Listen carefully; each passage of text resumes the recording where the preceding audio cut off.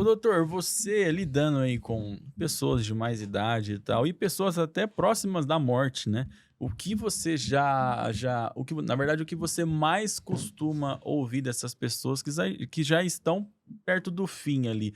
O senhor costuma escutar mais arrependimentos, mais gratidão? O que você costuma observar mais nessas pessoas? Olha, é interessante isso, né? Porque eu tô há 35 anos vivendo isso, vivendo o envelhecimento diariamente, né? E eu digo para você que a primeira grande conclusão é que a morte deixa de ser um fantasma para quem se aproxima dela. É interessante isso. É Uhum. interessante.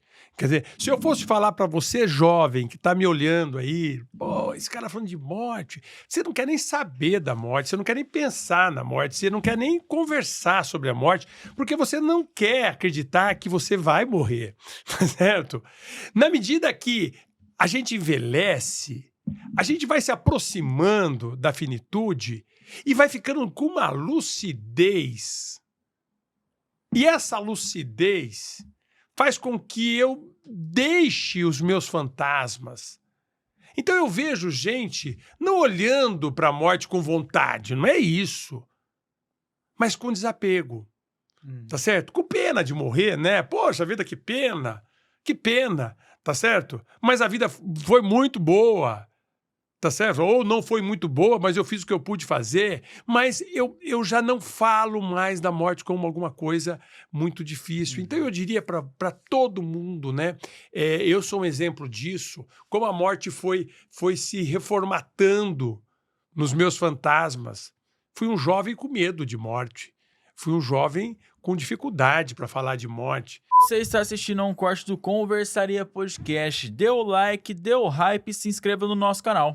E além disso, a gente tá com uma parceria com o Léo Knorr, que inclusive é o nosso personal. A gente tem um link na descrição que é um forms para você preencher e participar da consultoria dele. Ele vai te dar uma prescrição de treinos personalizados. Além disso, ele vai te dar sugestões de alimentos que você pode utilizar para te auxiliar nesse processo de emagrecimento. Então corre no link da descrição e preenche o forms agora mesmo.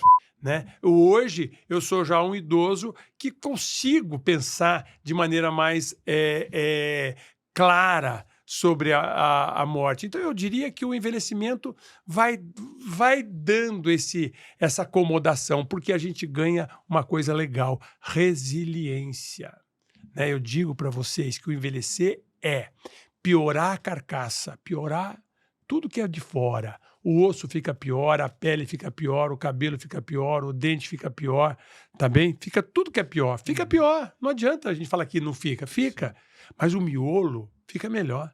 O miolo fica melhor. Né? O amor, a sensibilidade, a capacidade de eu brilhar os olhos, de eu me emocionar.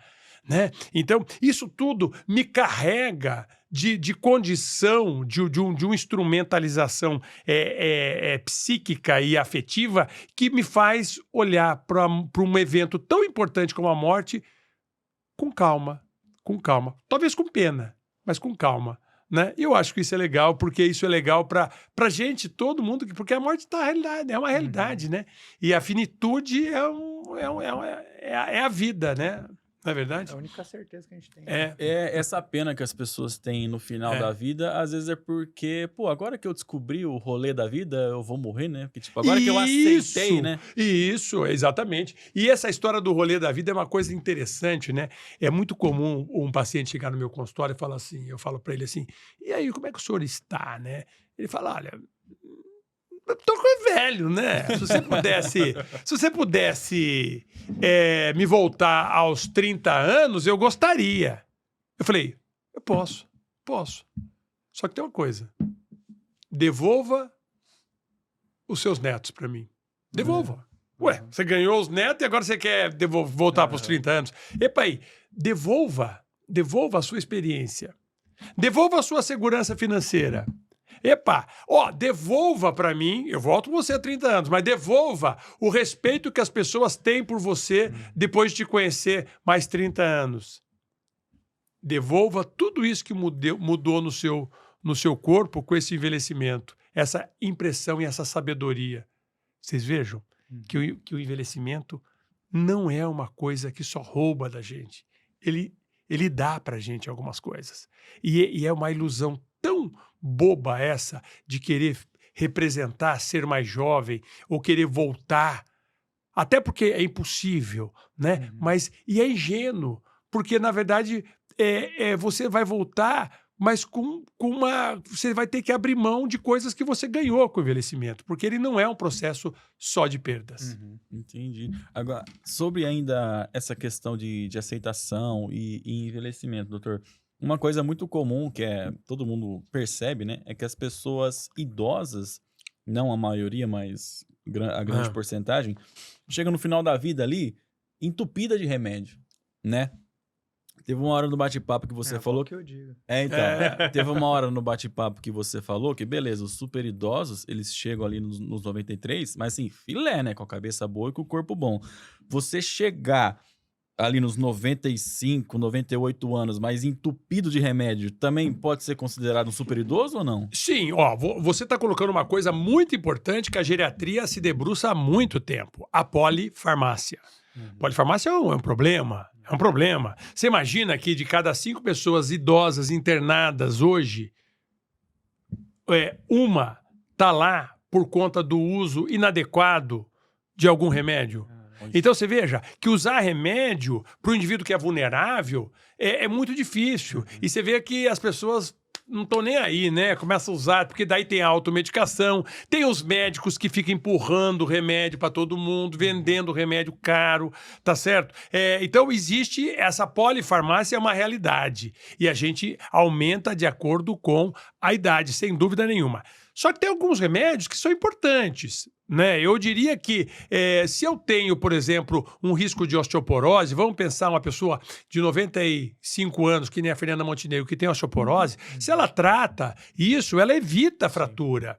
Se ela tem, por exemplo, uma pressão alterada, se ela trata, ela evita um pequeno AVC. Se ela tem uma glicemia muito aumentada, ela pode estar melhorando. Eu posso ser um super idoso, mas portador de uma depressão, eu tenho que tratar essa depressão. Então eu digo que existe uma parte da farmácia, da polifarmácia, que nos ajuda. Agora, eu concordo que existe uma parte da farmácia que atrapalha a vida da gente.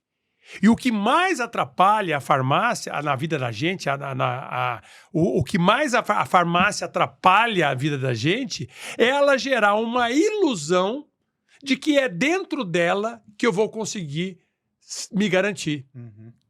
Então, assim, eu não vou me garantir se eu me encher de suplementos, de vitamina, de remédio, do remédio da moda ou do remédio que passou da moda. Eu tenho que ter clareza de que não é ali o espaço de conseguir uma saúde legal. Talvez seja em outro lugar. Tá bem? Na rua, na escola, na universidade da terceira idade, né?